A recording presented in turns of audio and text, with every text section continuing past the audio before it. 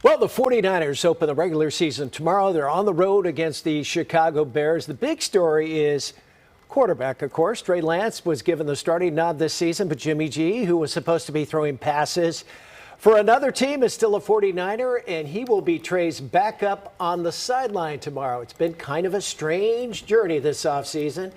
And we got a treat this morning, a man that's been 43 years here at KTVU covering the 49ers.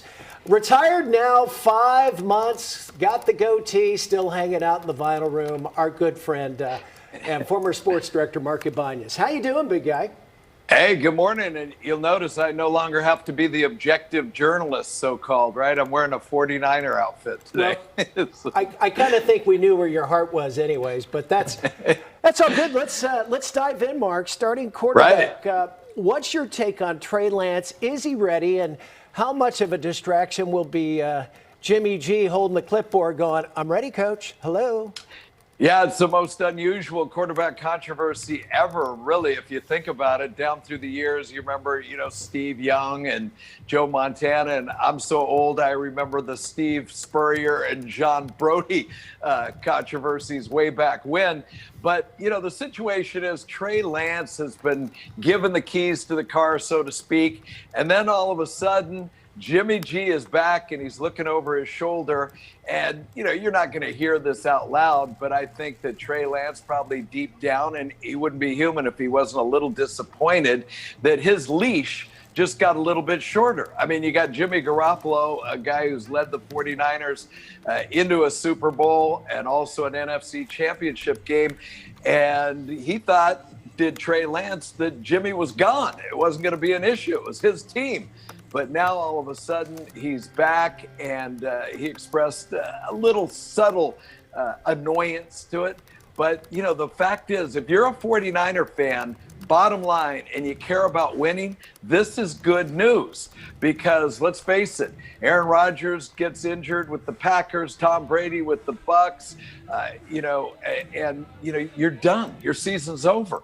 Well, Trey Lance played briefly last year. He got injured twice. So it's great for the 49ers, if you look at the bottom line, that they do have an experienced backup quarterback, Jimmy Garoppolo. So bottom line is, I think it's a good thing, Frank. Yeah, it's good to have a safety sake there just in case someone goes down.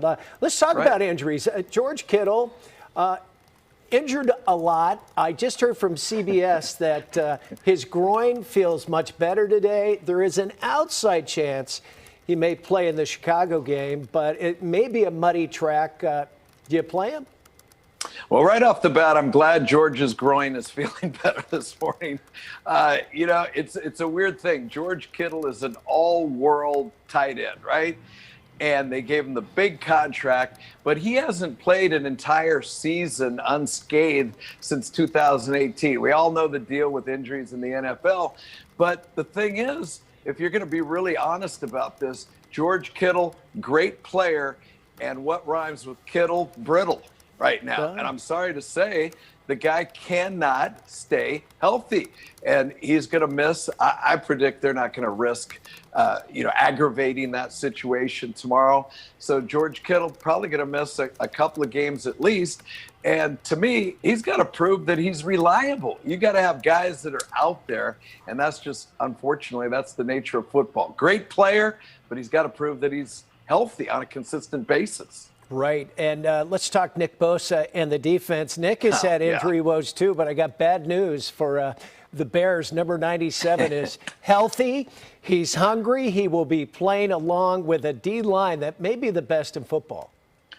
Yeah, no question. Nick Bosa is just an outstanding physical specimen. He's got the attitude to go along with all those physical attributes. A lot of people think this could be his utter breakout season where he racks up like maybe 16, 17 sacks, something like that. He's completely healthy. And now he has a little bit of experience and background to go with all his physical gifts. And the 49ers, that's the strong point of their team, right? Nick Bosa leading a defensive line that's not only talented, but they're deep. And I mean, if this guy, I mean, that's the thing about the NFL. You just always go back to health. It's all about if he stays healthy, does what he does, he's an absolute ferocious beast. And like you say, Justin Fields, the Bears quarterback, he better be on his toes tomorrow. He'll be dancing. But because that, like I say, is the strength of this 49er team. Now, ironically, the weakness of the 49ers team is their offensive line that is, taxed with protecting the young quarterback, Trace. And if that gets to be a major problem, that's going to be hard to keep Trey Lance healthy.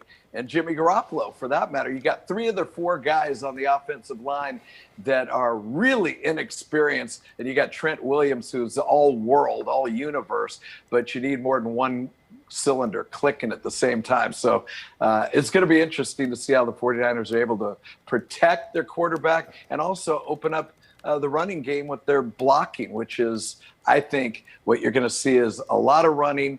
They're going to have Trey Lance crawl before he walks and walk before he runs. You're going to see a conservative 49er offense, I think, anyway. Yeah, and maybe some rain, so it could be a muddy track as well. And finally, Mark, a little prediction, 6.5-point favored for a team that's on the road. Either Chicago's really bad or these Niners are pretty good with a young quarterback. Who do you like? Yeah, anytime you're favored on the road, you got to like what the odds makers think about your team and your overall chances.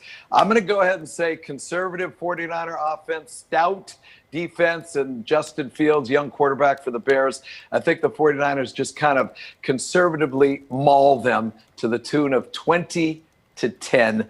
49ers will take their opener and get off to a nice start. All right, I like your style, Mark. And by the way, tell our viewers, life is good, right? 5 months, retirement's okay. Oh, yeah. Yeah, I miss all of you. I miss everybody at Channel 2, but doing the commute from Napa, I'd be lying to you if I said I missed that and, grinding out the newscasts every day. But, yeah, and mostly miss the viewers and getting their emails, good or bad.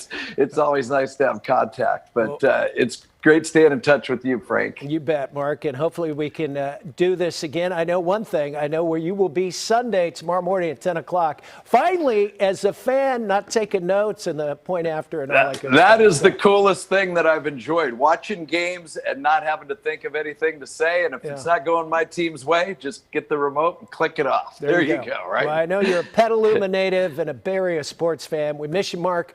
Great stuff, Thank you. We will see you again soon. Go Niners. Hope you. If I get that prediction right, you might have me back again. Or you might go to Vegas. All right, buddy. Take care. Good being on with you. Thank you.